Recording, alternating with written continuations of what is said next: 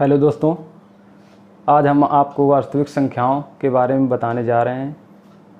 तो क्या होती हैं वास्तविक संख्याएं, और क्योंकि ये 9th में तो हमने पढ़ा ही होगा, लेकिन चलो फिर से एक बार देख लेते हैं, क्योंकि आगे सवाल लगाने में आसान रहेगा, क्योंकि इनके बारे में जानना ज़रूरी है।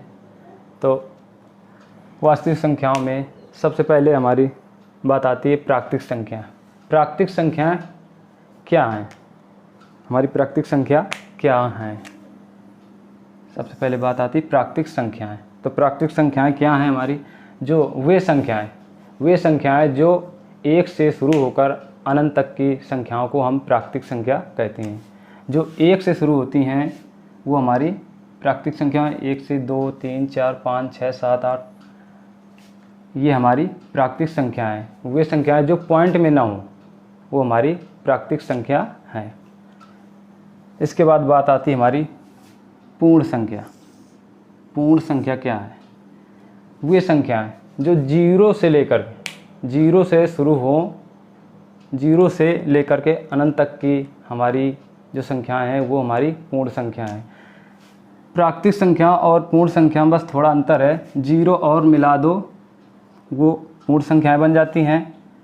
बस 0 का ये फ़र्क है प्राकृतिक संख्या और पूर्ण संख्या में। इसके बाद हमारी आती है हेडिंग पूर्णांक। पूर्णांक क्या है? पूर्णांक वे संख्या जो पॉइंट में ना हो, पूर्ण संख्या होनी चाहिए, या नेगेटिव हो या पॉजिटिव हो। जैसे हमारी संख्या 0 से 1, 2, 3 और नेगेटिव भी हो सकती है, -1, -2, -3, वे हमारी पूर्णांक संख्या हैं। जो हमारी मतलब टूटी हुई संख्या ना होनी चाहिए, पॉइंट में ना होनी चाहिए, वो हमारी पूर्णांक संख्या है। इसके बाद हमारी अगली बात आती है परिमेय संख्या। परिमेय संख्या क्या है? वे संख्याएं जो P/Q के रूप में होती हैं। ऐसी संख्याएं जो P/Q के रूप में होती हैं वो हमारी परिमेय संख्या कहलाती हैं।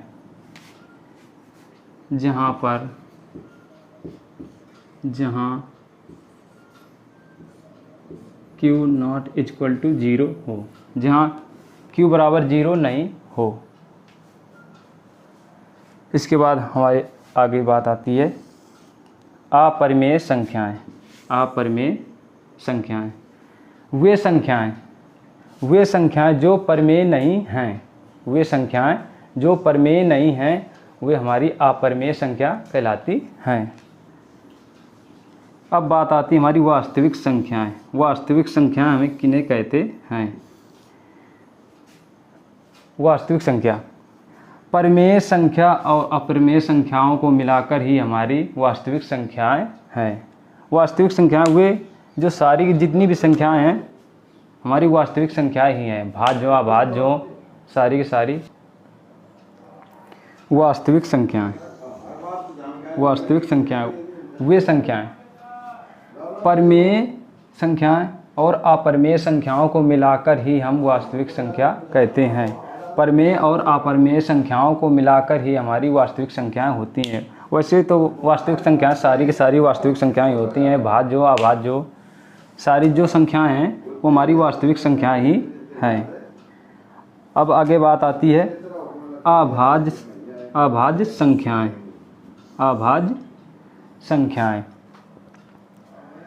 तो वे संख्याएं जो 1 से और स्वयं से ही विभाज्य हों।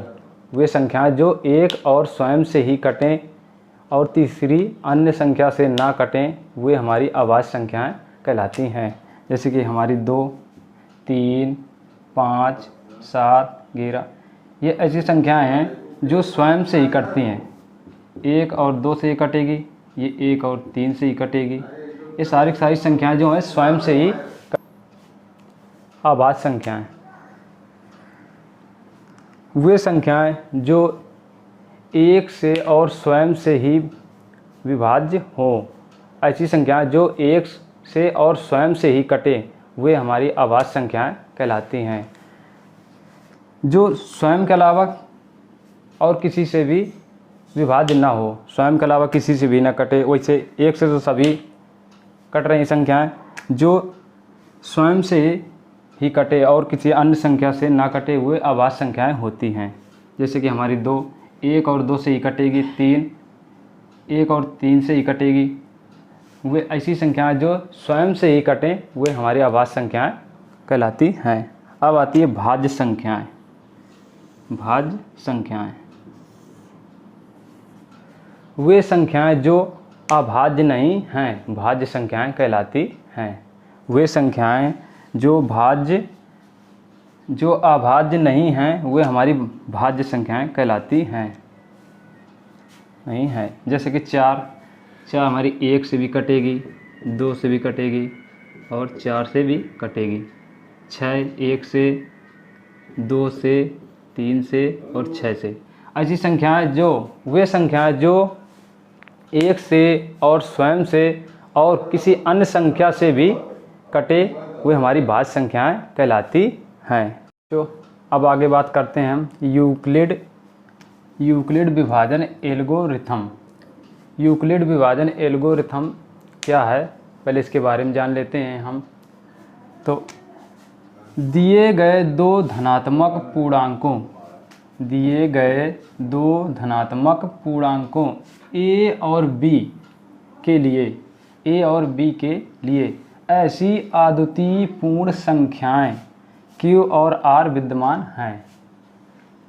हमारी 2 संख्याएं दी होती हैं a और b, जो कि हमारी पूर्ण धनात्मक संख्याएं होती हैं।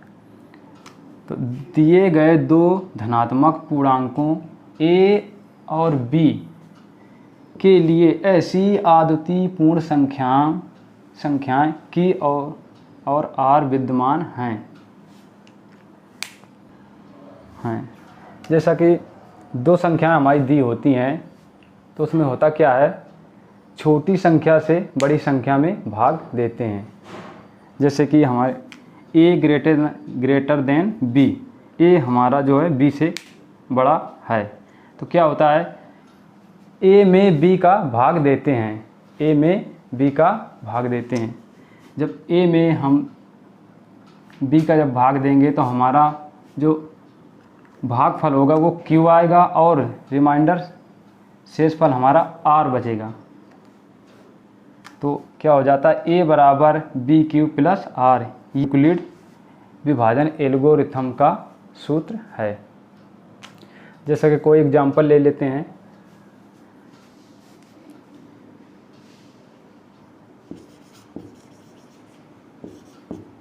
एग्जाम्पल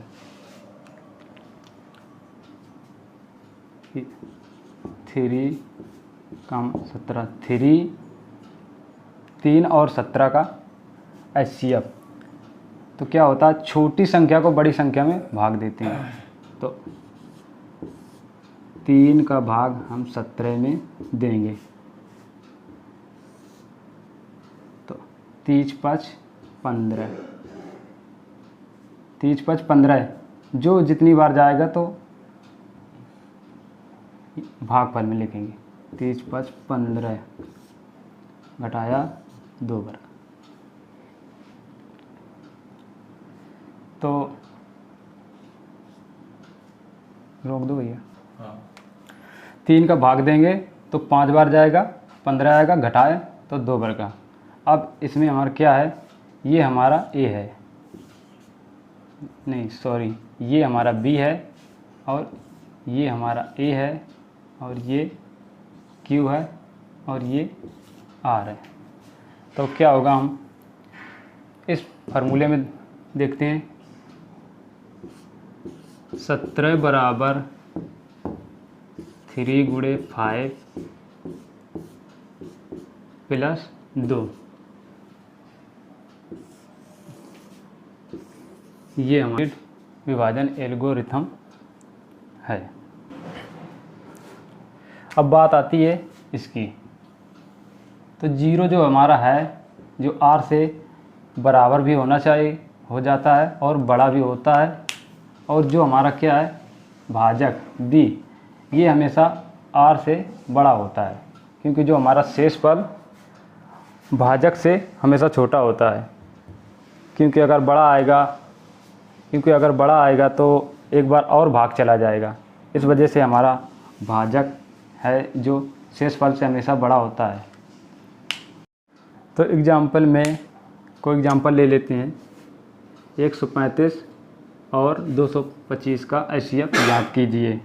यूक्लिड विभाजन एल्गोरिथम द्वारा हम इनका एचसीएफ निकालते हैं। तो क्या होता है, छोटी संख्या को बड़ी संख्या में भाग देते हैं।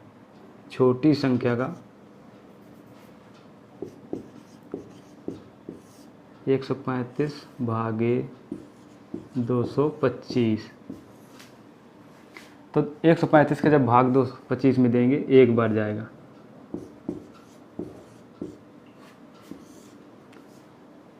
जीरो आराम 3 के 9, तो क्या होगा 90 बार का हमारा। अब क्या 90 का भाग 135 में देंगे, ये संख्या यहाँ उठा कर रख देंगे।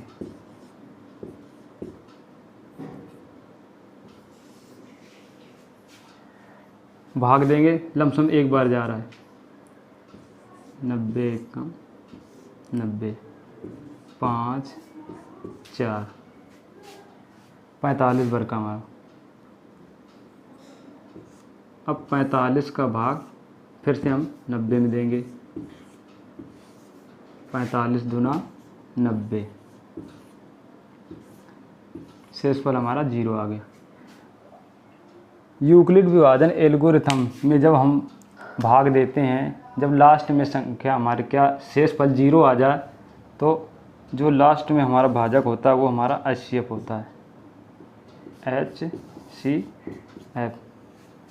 तो बात यहीं तक ख़त्म नहीं होती, इसके आगे और हमें आगे सवाल लगाना होता है, इसके चरण लिखने होते हैं।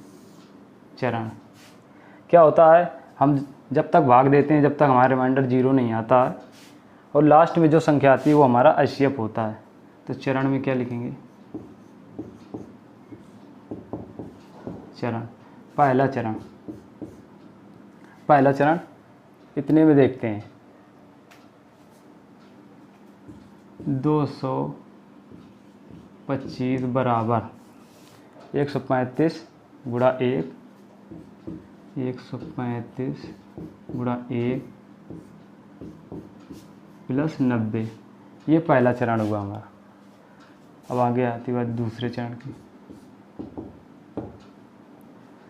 दूसरा चरण क्या है, 135 बराबर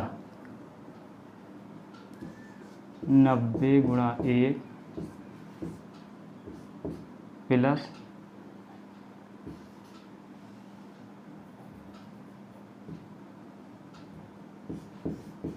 45। तीसरा चरण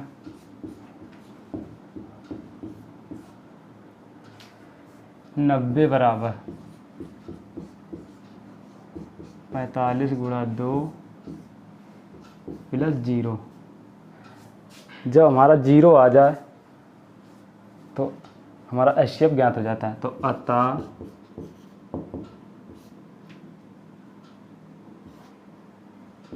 HCF बराबर 45, ये हमारा एचसीएफ आ गया। अगला एग्जाम्पल है 867 और 255 का एचसीएफ क्या होगा। तो हम छोटी संख्या को बड़ी संख्या में भाग देते हैं। तो 255 भागे 867, तो 255 का हम 867 में भाग देंगे तो लगभग हमारा 2 3 6 3 बार जा रहा है, 3 बार जा रहा है। 3 5 15, 3 5 15 1 16, 3 दूना 6 1 7,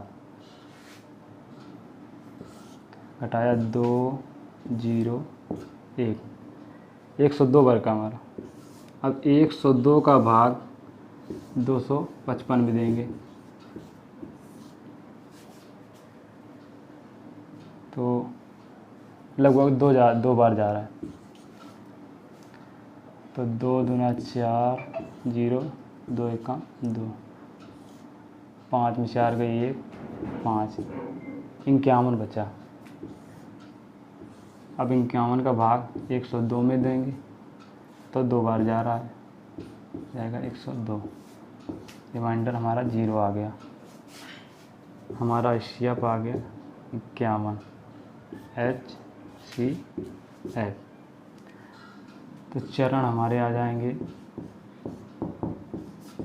पहला चरण आएगा 867 बराबर 255 गुणे 3 प्लस 102। दूसरा चरण क्या होगा,